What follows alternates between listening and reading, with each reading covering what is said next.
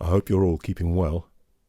I'd like to share some things I've noticed which may be of use to you. But firstly, I'd like to make the point that I'm not a scientist, a virologist. So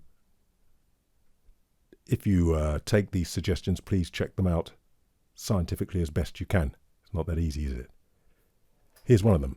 In this country, in certain circumstances, we're obliged to wear face coverings. Not necessarily a mask. They've been quite clear about that.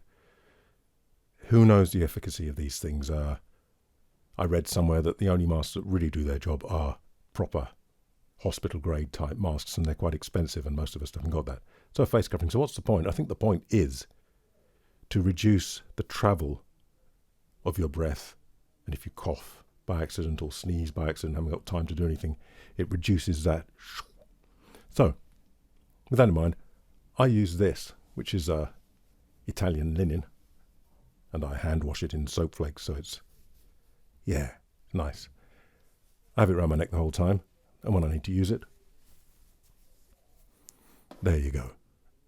Now, you may say, does that work? I think it does. I'm going to show you why. Demonstrate. Now watch out for your speakers, and you may need headphones, because if I go, can you hear the thud on the mic and the boof? It's a very low frequency, but there's a boof, boof, boof, plosive. Don't want to do too much of it because I keep blowing my speakers, not to mention my ears, I wonder. But when I put this on, Peter Piper, Peter Piper, Peter Piper, Peter Piper. Careful now.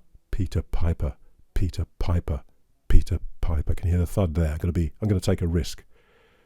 Peter Piper. I don't know if you got that. I got a click in this when the speaker hit the end stops. But put this back on. Peter Piper, Peter Piper.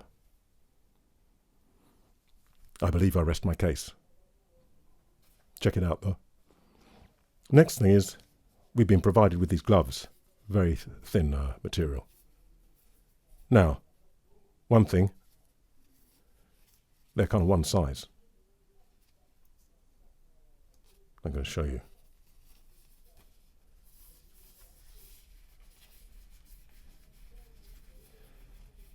I'm not going to go much further because I can tell you it's not going to happen. If I force it, I get it on a bit more with the finger bits being there.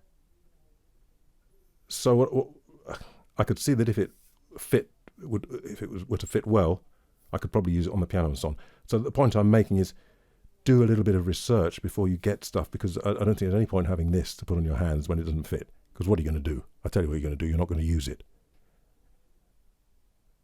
But with a bit of research and getting the right thing, it may be usable. So all these things, they need to be usable. Otherwise, people aren't going to do them, are they? So that's that. Now, to the point of this video. Tell me what you think of this. I looked at this glove, thought it was no good on my hand. But I'd like singers to use a microphone. They can't all bring their own in. So check this out. I'm going to mute because it makes a lot of noise.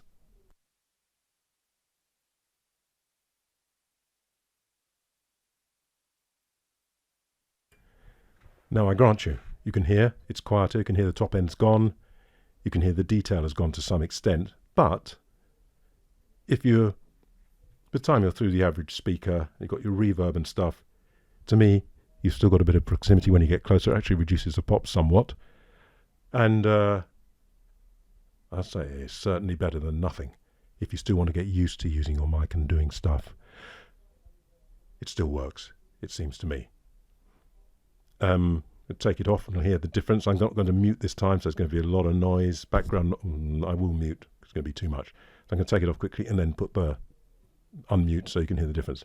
So here it is with the protective equipment on the microphone, which you can see covers it quite nicely, and it's coming off now.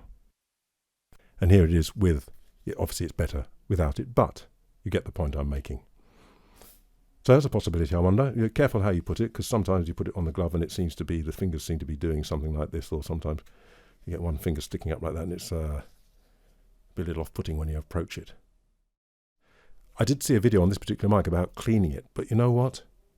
I don't know if you can see all these fine You take the top off and you do that, and you do that, and it takes the whole lesson to clean it. And also, you know, there's all sorts of nooks and crannies in there. I just wonder how effective it is. Anyway, hope those few suggestions are